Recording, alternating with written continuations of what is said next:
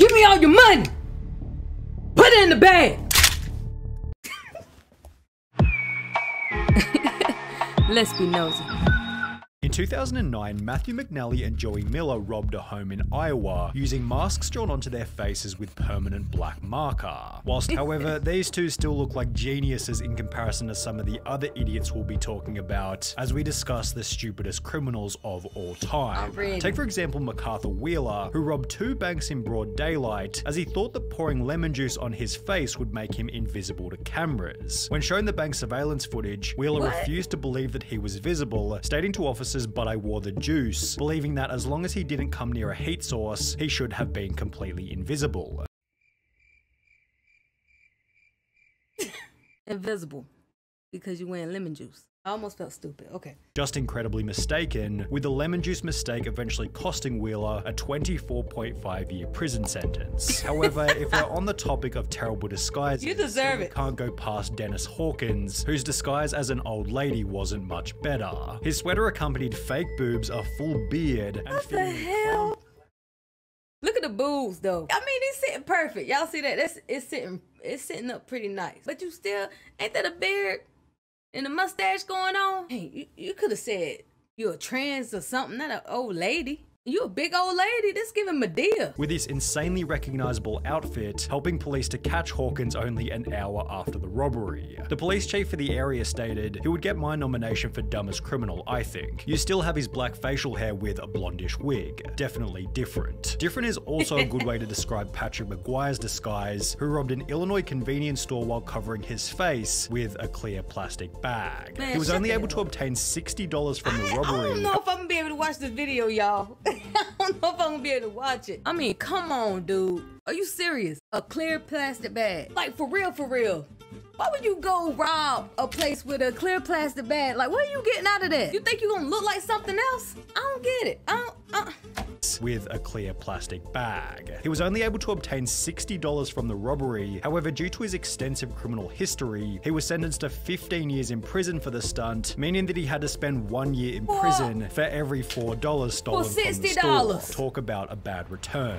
Equally bad was Paul Sinclair's, who attempted to rob a bank in Florida by using his fingers curled up into a gun shape. The quote-unquote weapon was so non-threatening that the bank teller gave him only $120, after which he'd flee on foot before being caught by police only 10 minutes later. Then there was James Blankenship, who thought that robbery was legal as long as you did it at a certain time of day. Back in 2013, Blankenship broke into his own mother's home, after which the police were called, who would take to their Facebook page later that day to explain what had happened. He fled the scene upon seeing his mother. The male was located under the house hiding in a crawl space. When advised of his charges, he made the statement, "I thought you could only be charged with burglary if you break in during the night time." Blankenship was given— Yo, I'm gonna have to look this up after this video because this is crazy. Like, I can't believe. In order to pay a $100 fine. Yet this wasn't the only time when a person was dumb enough to think that a law didn't apply to them. Because when Reuben Pavin was caught stealing from a charity thrift shop in New Hampshire, he'd state that he thought everything was free because of the name of the business, Finders Keepers. The sign did say Finders Keepers, so I took that DVD player, took it home, Pavin told the local TV station. A couple of weeks later, the stuff is still there on the porch, so I'm thinking to myself, Finders Keepers. They probably just put stuff out there for people to take. The business responded by— Alright, old dude probably got a point right there. I ain't even gonna call that really stupid. I'm gonna call it mid. That's mid, okay?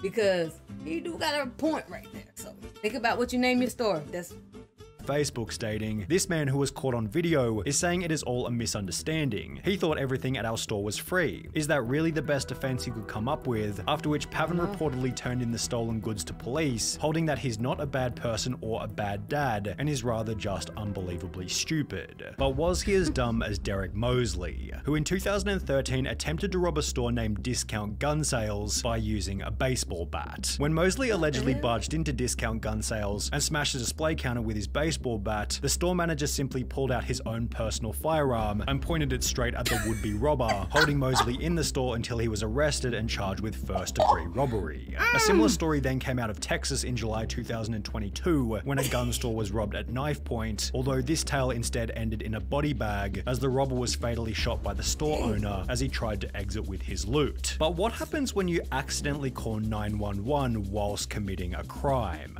Pocket dialing the police is probably a fairly common occurrence. However, for Carson Reinhardt and Nathan Teklemariam, it happened at the most unfortunate moment, specifically while they were breaking into a car. The alert dispatcher soon realized that the call was an accidental one, and moreover that the guys on the other end might be up to no good. For the next 35 minutes, the dispatcher stayed on the line, listening and gathering information, as Teklemariam and Reinhardt did the following. Discovered a car that they thought they could burglarize, discussed how to break into the car, allegedly broke into the car, exclaimed in delight over finding narcotics in the car, became confused as to how and why a police car was following them, and reacted in disbelief when the arresting officer revealed that they'd been on the line to 911 the entire time. Scott Simon found himself in a similar situation, although under much more severe circumstances. Whilst on trial for murder in 2015, Scott was successfully sentenced to life in prison, as 2 years prior he'd pocket dialed the police while admitting to a friend that he was the one who committed the crime. He had no idea he called 911, a sheriff's office spokeswoman told the Miami Herald. For real, I think that's meant to be. It's supposed to be that way. That's crazy though. That's crazy. How you pocket dial out of all things 911? You didn't call 411. You didn't call 9910. Like, you didn't even call none of that. You called 911. That's crazy. He basically told on himself, as did Albert Bailey, although in a much stupider way. Bailey had planned on robbing a bank in Fairfield, Connecticut, although rather than exercising the element of surprise, he'd call the bank prior to the robbery stating, "I want $100,000 in large bills and no die packs. I'll be sending someone into the bank to get the money. Don't call the police, we are monitoring the police scanner."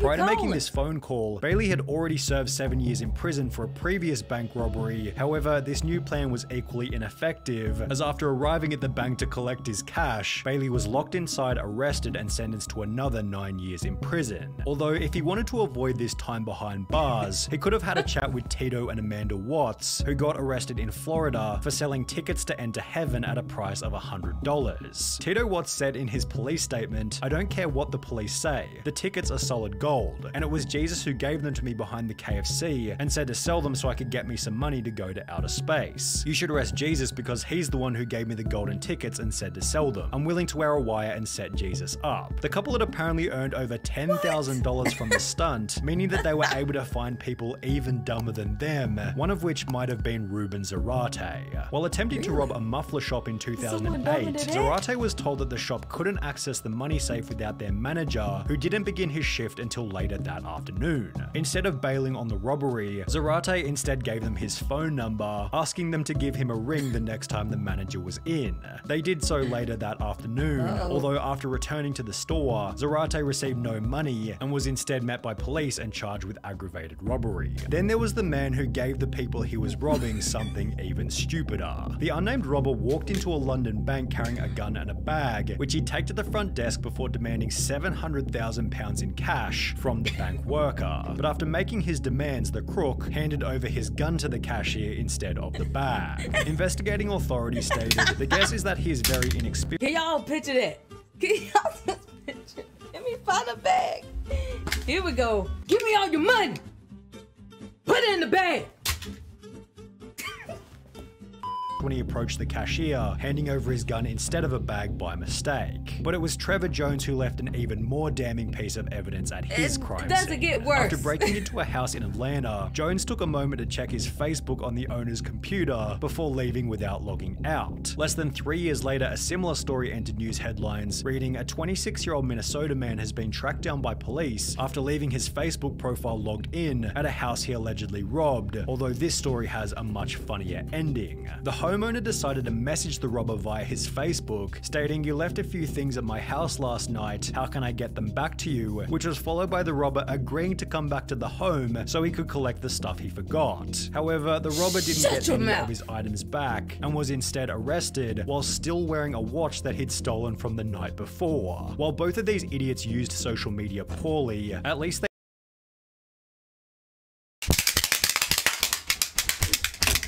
stupid. stupid. I love y'all so much. Please don't be a criminal. And please don't be no dummy criminal as well. I love y'all. Appreciate y'all. Make sure you like this video.